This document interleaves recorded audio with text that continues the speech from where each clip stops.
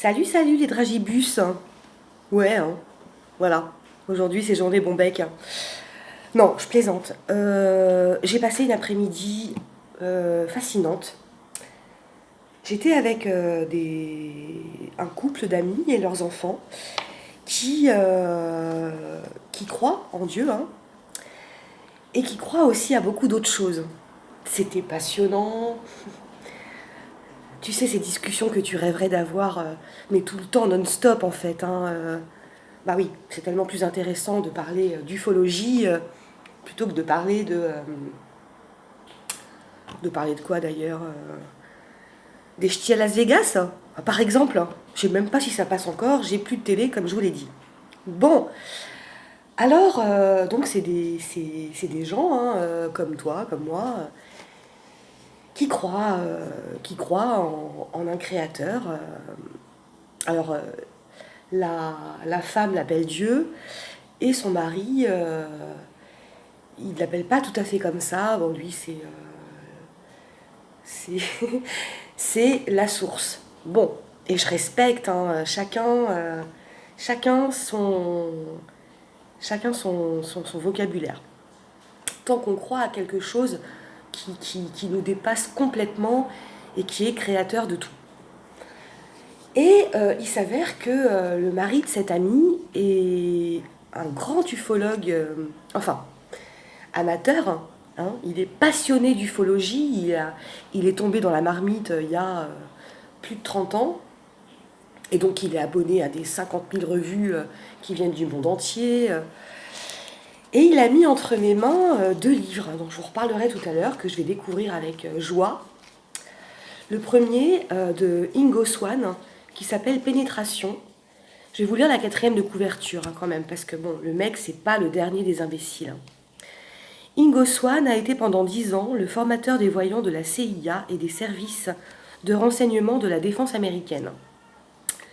Il a entraîné pour le projet Stargate des équipes militaires à voir à distance des installations soviétiques et des organisations terroristes. En 1975, il est contacté par une organisation ultra-clandestine qui lui demande de faire des visions à distance sur des coordonnées précises de notre satellite naturel, la Lune. Il y voit des structures artificielles qu'il a du mal à expliquer et qui ne sont manifestement pas humaines.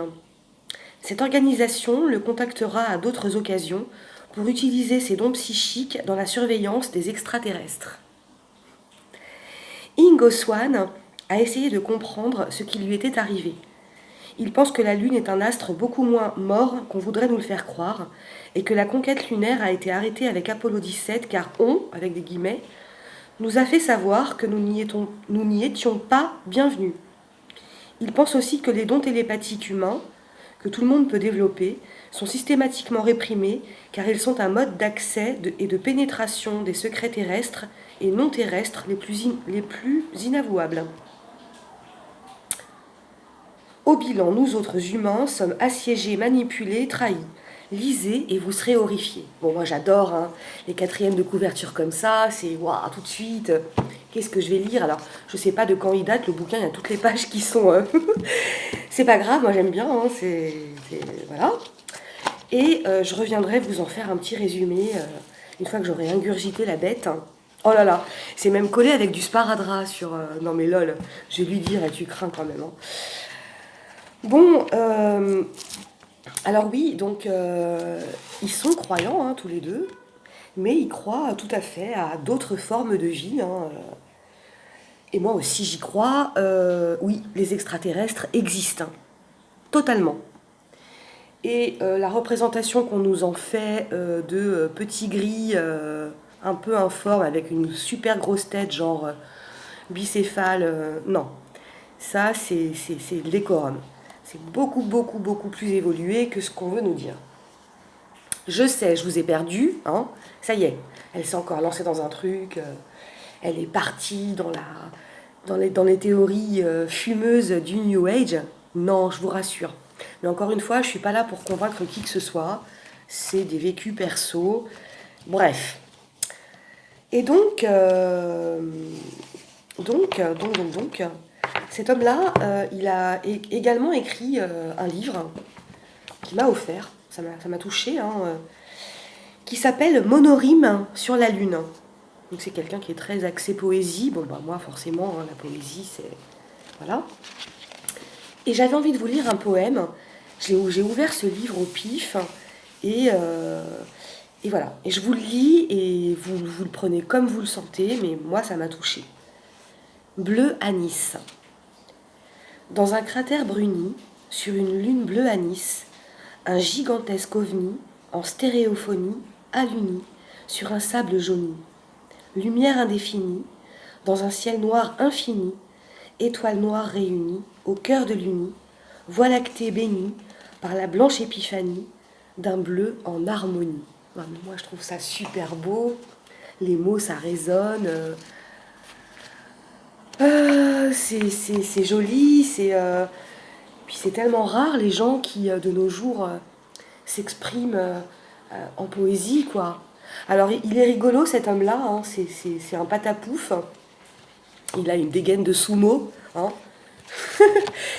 Et en fait, quand tu regardes son cœur, c'est un grand enfant, quoi, qui est juste émerveillé. Il a un immense télescope. Il passe des nuits et des nuits à observer les astres. Et puis comme ça, il est imprégné, quoi. Hein, et puis il écrit des trucs un peu en écriture inspirée. Hein, exactement comme les surréalistes le faisaient à leur époque. Hein. Alors, je vais vous lire des petits titres comme ça. Hein, alors, juste pour vous donner envie. Et il parle de personnes. Bon, il parle d'Ingo Swann, que je connaissais. Alors, si je connaissais, j'en avais entendu parler, mais voilà. Il parle de Milton William Cooper. J'irai voir parce que pour moi, inconnu au bataillon. Alors, quelques titres comme ça. Condor interstellaire, hein, déjà. Hein, Condor, c'est les cités Incas, quoi. Les, les, les accords Toltec. Hein, le calendrier Maya, il y a plein de choses. Héliodore, je ne connais pas ce mot, j'irai voir. Hein, because Google is my friend. Demi-monde, ouais, bah ça. Et c'est rigolo en plus, son illustration, ça me fait penser à une carte du tarot psychique qui ressemble un petit peu à ça. Comme quoi on est tous vraiment interconnectés. Hein. Sentinelle acrobate, c'est très joli.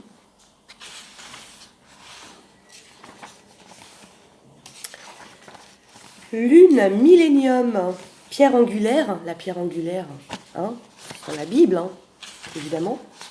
Confiteor, j'adore ce mot.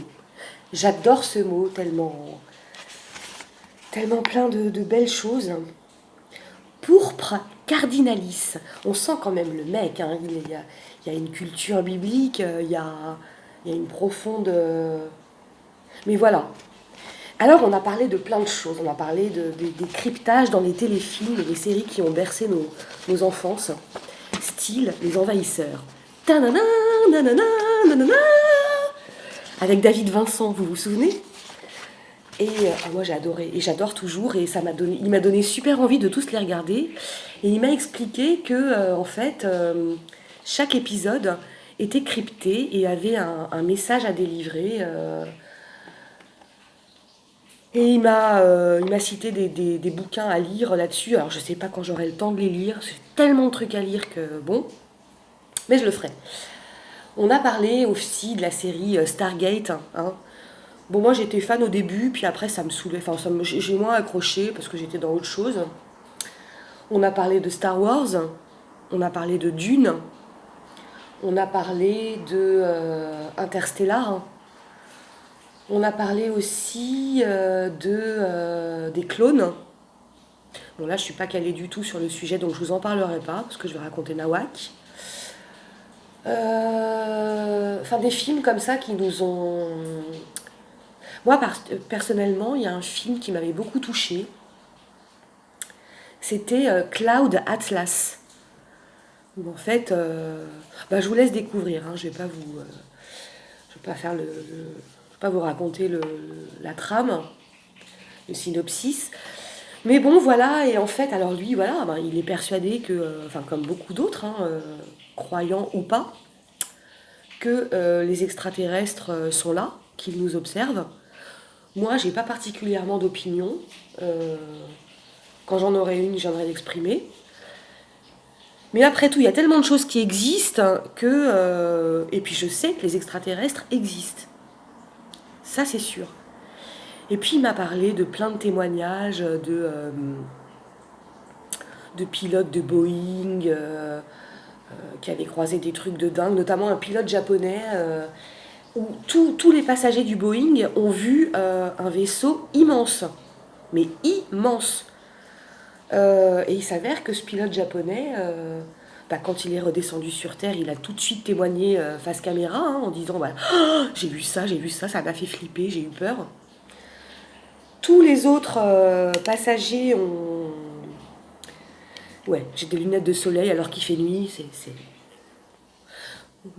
c'est moi. Ils ont témoigné aussi que, bah oui, ce qu'il disait le pilote, c'était vrai. Et le pilote, il s'est fait sagement remercier et au revoir. Voici quelques indemnités et t'iras à travailler ailleurs. Comme quoi, hein, il y a des choses, il y a des choses qui nous dépassent hein, totalement.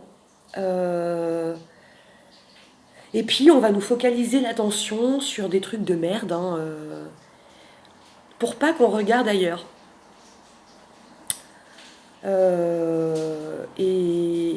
Enfin bon, voilà.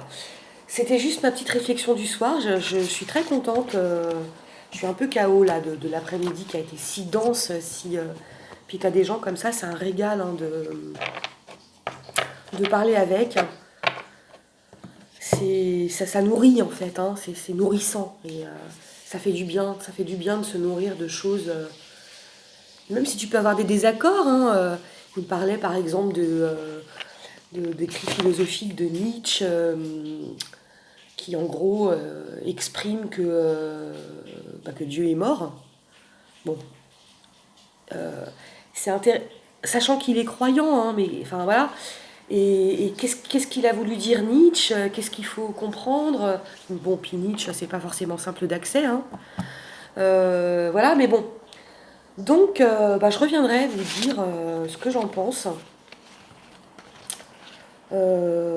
Poussière de lune, c'est joli. Univers sans épithète. Non mais le mec il est inspiré. Hein. Bon voilà, je vous souhaite une bonne nuit. Moi je pense que pour le coup, je vais pas me coucher tard parce que je suis fatiguée. Mais c'est une bonne fatigue. Hein. C'est comme quand tu vas faire des grandes randos en montagne, tu respires l'air au sommet et tu rentres, t'as même pas faim quoi, t'as qu'une envie, c'est roupiller. Bon je pense que c'est ce qui va se passer. Voilà, gros bisous, salut, salut.